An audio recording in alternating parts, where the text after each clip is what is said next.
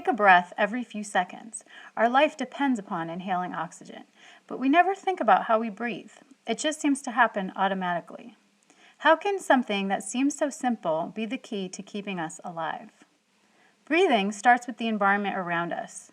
The air we breathe in, or inspire, has a mixture of gases including nitrogen, carbon dioxide, and oxygen, which is the most important for our survival.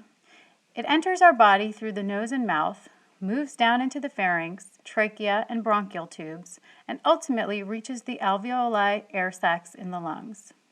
The alveoli use pressure to move oxygen and nutrients into the blood. The diaphragm and intercostal muscles are a pumping system that facilitates this air exchange. How you breathe affects your energy level, especially when you are under physical or emotional stress. Think back to the last difficult test you had to take.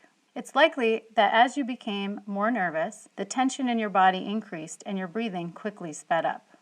The shallower our breath, the less oxygen that reaches our brain, and the harder it is to focus.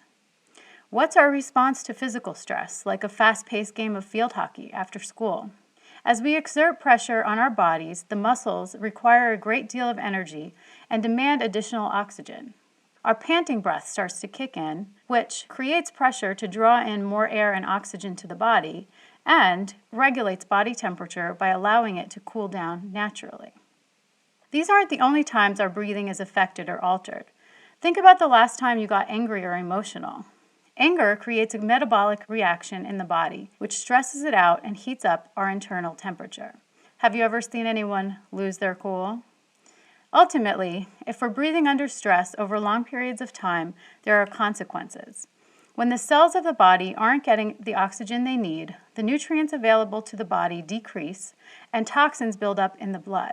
It is thought that a hypoxic or oxygen-poor environment can increase cancerous cells. The good news is that we can control our breath much more than we realize. This means we can increase both the quality and quantity of the breath. The science of breathing has been around for thousands of years, from ancient yogis in India to respiratory therapists working with patients today. Both would tell you that there are specific techniques that will help you improve your breathing.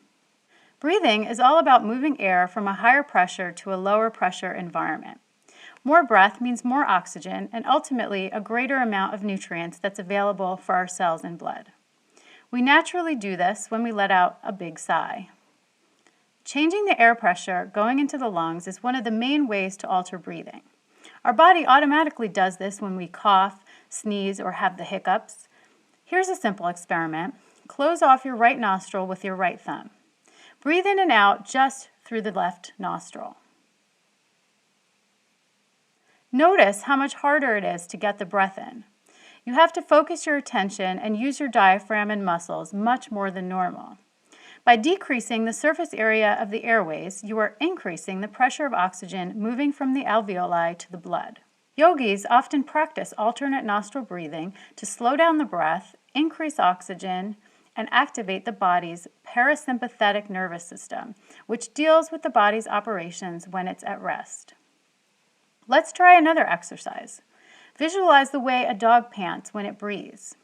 Now try doing the same type of panting, first with your tongue out, then with your mouth closed. You will find yourself using your stomach muscles to push the air out as you exhale. Place your hand under your nose and you'll feel the strength of the breath coming out. Breathing this way is hard because it requires an active movement of our diaphragm and intercostal muscles. Our body temperature changes quickly during this exercise from the amount of pressure we are exerting on our breath. It's no surprise that you'll find dogs doing this breath often to cool down on a hot day. When we sleep at night, the medulla center of the brain makes sure that we keep breathing. Lucky for us, we don't have to think about it. During the day, our breath is much more vulnerable, especially under stressful or difficult situations. That's why it's helpful to pay attention to your breathing. If you can monitor and change your breath, you can improve both the quality and quantity of oxygen that enters your body. This lowers stress, increases energy, and strengthens your immune system. So the next time someone tells you to relax and take a deep breath, you'll know exactly why.